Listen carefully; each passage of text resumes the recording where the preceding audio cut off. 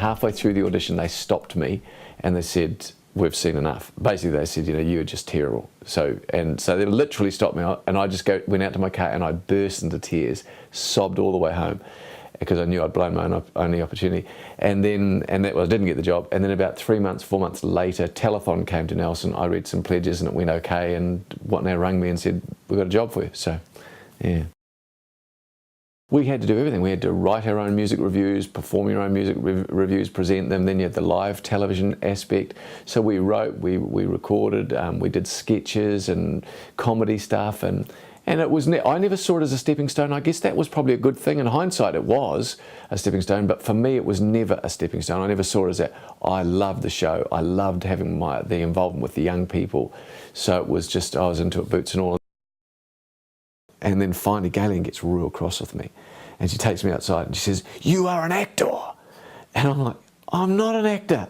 I'm a kids presenter, lady. I don't want to do this." So anyway, I did the very best I could do, but most of it ended up on the cutting room floor. When it went to the movies, there was just this one tiny scene of us waking up, me with this gimpy smile on my face, because I've been in raptures, obviously, but I couldn't express that.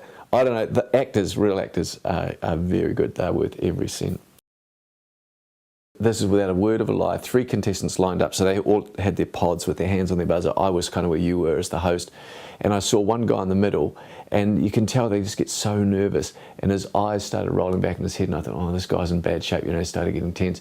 And then all of a sudden, right when I asked a question, he fainted, disappeared off the set, fell into the inflatable tubes, which enveloped him, and he disappeared. But no joke, the other 2 contestants, they're like that, like this, and they see the guy disappear, and he faints and goes, and they go. I was intrigued by how capable these athletes were, and the most impressive of all these young, dynamic, gifted athletes, the most impressive of all was a 41-year-old Ian Ferguson.